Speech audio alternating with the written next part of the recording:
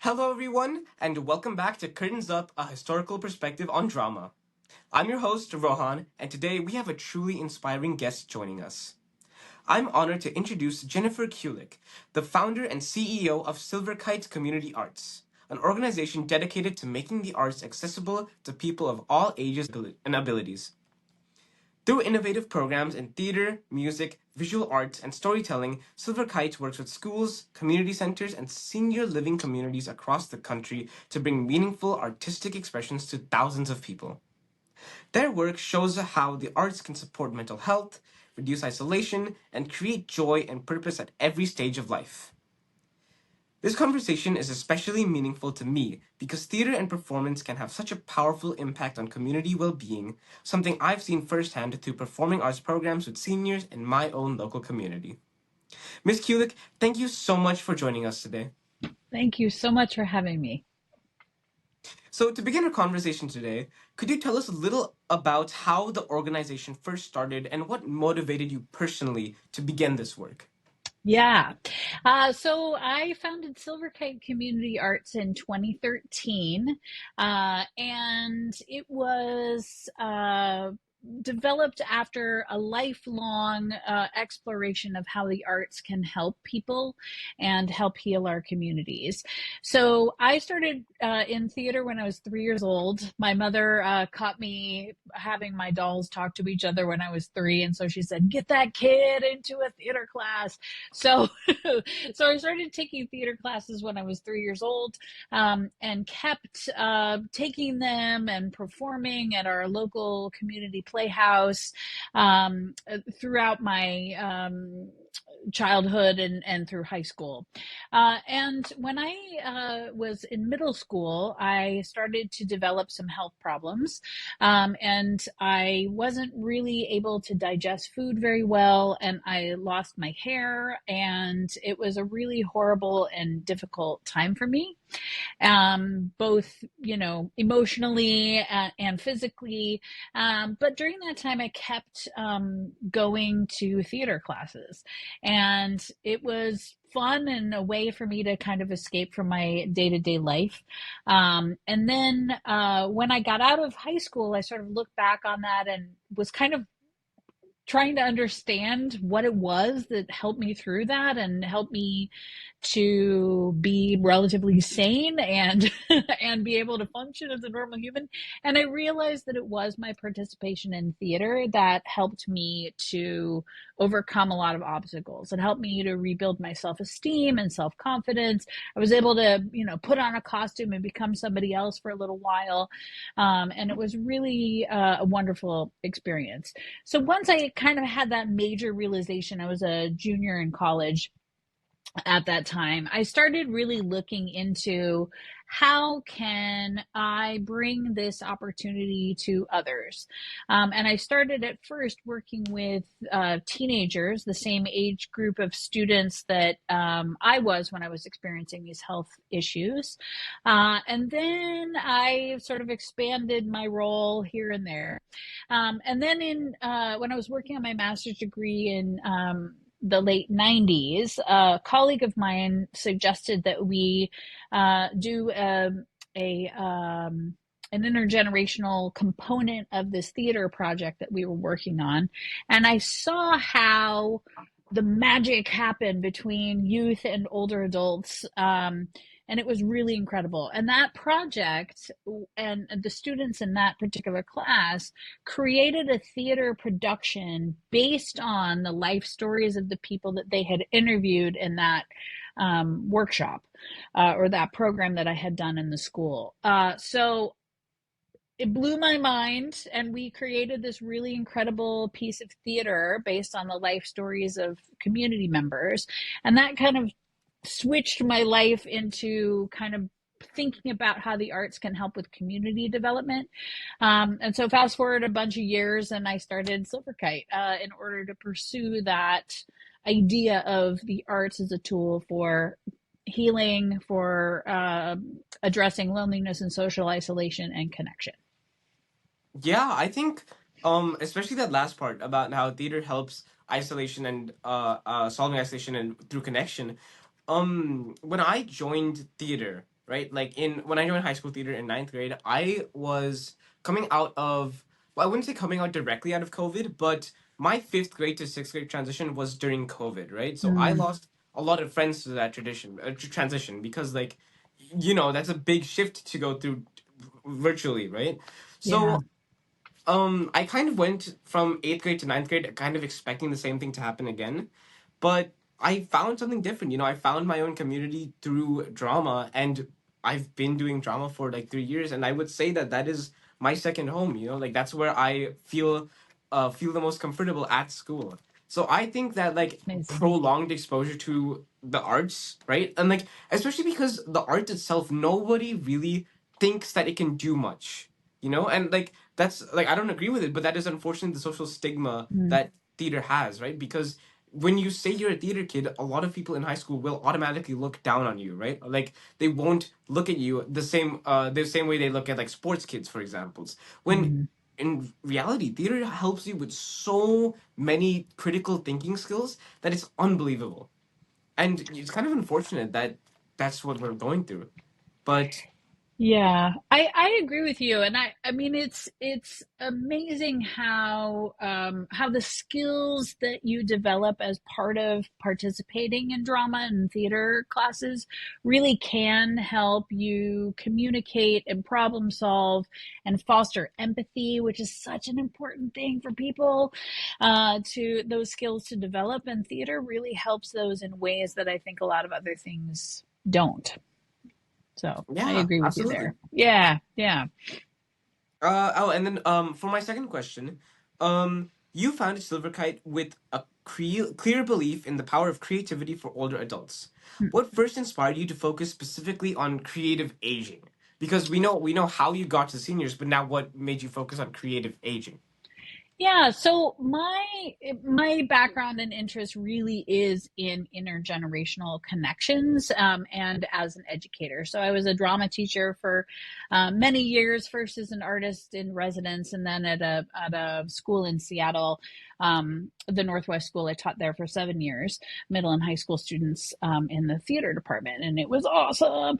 But it was when I started the company, I originally thought that we would focus solely on intergenerational experiences.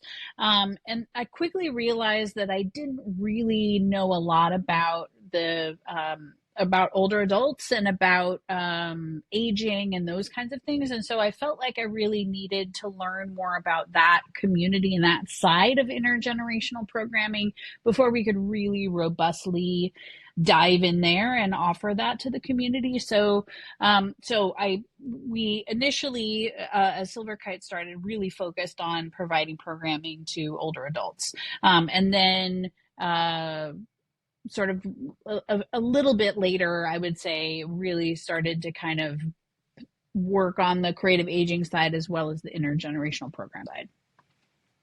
Yeah. I think for our new listeners, would you mind defining what creative aging was? Because Yes. it's I Yeah, so I think that's a great question. We were just talking about that internally here, that there was a website that we came across and they were talking about creative aging, but nobody really knew what it was. So, creative aging is the idea of celebrating creativity throughout your lifespan, right? So, as people age and in their third act of their life, it's the idea of providing opportunities for older adults to engage in creative enterprises and offering arts classes and arts engagement opportunities for folks in the third act of life to be able to express themselves and engage in the arts and gain those benefits that we were just talking about of participation in the arts. Right. And that's another thing, especially about like society, right? Where it's like when you're in the third act of life, when you like after I'd say the third act is like after you retire, right? So like Yeah, after you retire, there like a lot a society doesn't have a lot of like preordained paths that you can follow, right? right. Because the expectation is that once you're a kid, you study, you get a job, you work through your job, and then you retire. But nobody has what's comes after retire, right? So I think filling in the gaps that come after retirement with creative aging is like a really good way to look at what comes after retirement, because it's sort of like a way for people to look back at what gave them joy in the first place and why they're still going, you know? So Yeah, and what's giving them joy now. I think a lot of times people think that, I see older adults in my family and in our community really struggle with identity after they move out of the working world, and perhaps they were a parent and their children have moved elsewhere, and they've kind of their roles in life have changed, right? And so there's something about looking back on your life and engaging in life review, which is really part of the aging process, which is important for older adults to engage in as they get older. But also, they're still alive and living and enjoying their lives. And so I think, engaging in creativity really can help you kind of break out of this idea of, oh, I only can do this now, but it'll allow you to imagine a life for you at this point of your life in the third act, to really engage and enjoy this time of life as well. Eric Erickson, who was a social psychologist, yes, really, yes. really talked about how we are developing throughout our lifespan, right? And so, how can we continue to develop and learn and enjoy our lives? I think creative aging is a great tool to help us with that. And not only that, it also helps with like improve memory and cognitive flexibility as you grow older, right? Because as you grow older, right, you're obviously gonna slow down with thinking, but using creative aging, you can like sort of retain the flexibility that you used to have.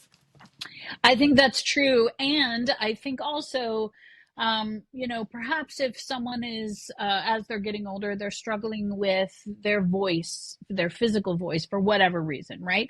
They may have, nodes on their throat, or something, or they might have a cognitive issue where they're not able to speak in the same way that they did 10, 20, 30 years ago, or they might not be able to find the words, right? So having a creative way to express yourself through visual art, dance, music, theater, whatever, really can help you be able to communicate and feel confident in your communication with those around you as well. So it's also helping to develop new skills to be able to communicate in later life as well. Right. And in terms of that, I was wondering, is there a difference between seniors watching theater or Mm. seniors actively performing theater? Like That is a would you sorry. Oh, go ahead. Go ahead. Oh no, I was just asking, like, is there like creative aging, right? Which one impacts it more, or do they have the same impact? Like, what's the difference between the two? That is a great question, and one that I really love to talk about. So, so we often talk about the experience of engaging in the arts broadly as both an audience member or a maker of the art. And according to several different researchers, particularly in the field of play, have really talked about how there are different categories of play. And I'm thinking about Mildred Parton as one of those people, as well as Stuart Brown, who have done a lot of research around what is play and how does it benefit people. And in the different categories of play, there's a type of play called unoccupied play, right? And so Hmm. what that is essentially the audience experience. And when Mildred Parton talked about it in the early 20th century, she talked about how people benefit from watching others or children engage in creative play at a playground, for example. And so when you translate that into the arts experience, it is beneficial for people to view art, either to go to a museum, to be an audience member, because you are observing people creating or something that people have created, and so you're having a liminal dialogue with the performers or the artist, with your engagement of that playful thing, that creative thing that has been created. So there are benefits to both the engagement of being an audience member as well as a maker. They're very similar in their benefit. And to add on to that, when you're watching a play, right, you can sort of like obviously you have to watch the play in its full, but then you can also sort of like create scenarios of where you think the play could go next, right? Like, not all plays have to have an ending. There are some plays which are Right. two-parter, or some plays that simply end on a cliffhanger, and it's up to the audience to imagine what could happen next, right? And those It, plays especially would be the most helpful for seniors and for anybody in particular, right? Because the like it's up to them. It's they have to imagine what comes next, and that helps them sort of get their get the wheels turning in their head. exactly. And as an audience member, when you are seeing theater, you know this as a performer as well, the audience really does influence how you you do your role, right? So if they're laughing at a particular place, it's like it influences how you deliver your next line, or how the actors on stage are interacting with each other. I mean, if you do a performance and everyone in the audience is yawning and not paying attention, then it really does influence how you're telling the story. So you are, in those performance moments, really co-creating this together, exactly in the way that you're talking about, as an audience member, sort of imagining other ideas, or kind of interacting with that character in one way or another, as well as the way that they actually physically are involved in the storytelling. It's a Right. really cool dynamic. And on that same note, no show is the same, right? Like there's Correct. always gonna be different audiences. There's always gonna be different mistakes. Like it's almost impossible to recreate the same show you had the day before, or like a show a show a week before is almost like nearly fully impossible, right? Because like each step you take is going to be different. Each action you take is going to have different reactions, right? And it also depends on the audience. If you have a boring audience, or an audience like that's a tough crowd, you're going to want to make more explosive choices. You're going to want to make choices that you think will reach the audience. And then when you find the choice that works, everybody who else is in the show is going to look at that and be like, okay, we got to follow that. So I think it's important to know that, because the more shows you consume or like see, the more variety there is, like you can consume as well. Absolutely. I love what you just said there. And I think also what you're talking about really makes me think about Brecht and the Brechtian sort of directing and writing style, and the idea that he really played into the audience interaction. He would use these like gigantic gestures of changing the lights, and sort of focused on somebody holding a coin, because this is a moment about greed. And so the lights, focus, and then everything slows down for a second to kind of wake up the audience as, Mother Courage bites the coin. So it's really interesting how the directors and writers can really play into that audience interaction to influence, again, the storytelling, and also what the audience is getting out of the experience and thinking about afterwards. And this actually leads to my next question, which is, from your perspective at Silver Kite Community Arts, what do young people gain from performing for or even creating theater with older adults? Because like as you said before, right, you initially started working with teenagers and then moved to seniors. And what kind of connections do you see for forming between those generations through the arts? Awesome question. So Silver Kite has a program that's called our Intergenerational Theater Company. So that is primarily where we focus our theater performances. And so I started that about 10 years ago. And we do a show almost every year. We try to do a show every year. And the cast of actors are most often 5 people who are required by our kind of tenets around the creation of these shows. They have to be from different cultural backgrounds, different genders, and different age decades. So in the 5 actors, they're all from different age groups. So sometimes we'll have people who are 16, and we'll have an 85-year-old in the same cast. So right now we're doing a show that was directed by my colleague Mackenzie Wilson. And the show is called A Masterpiece, and it just kicked off its tour last week, and we'll be on tour with that show through June. That's And awesome. yeah, it's a great show. She did a great job. The cast is fantastic. And so the actors in that show are from 19 to 74.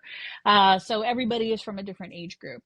In the times that I've directed these productions, what I found is that the it's a very anti-ageist kind of experience for the cast members.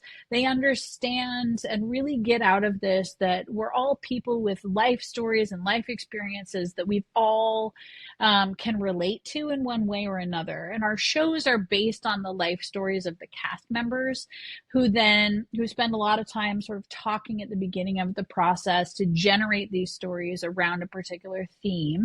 And then they decide which stories they want to share with an audience and then create the performance piece based on that. So we found that, it's really broken down age stereotypes within cast members.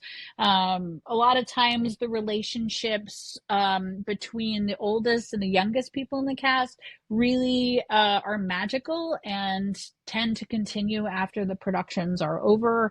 And then audiences are really inspired by this model of intergenerational connectedness, where, on stage in front of you, you've got these older and younger people together and people in the middle generations that are all working together to create this piece of art. So it's really an inspiring opportunity for audiences and also for cast members.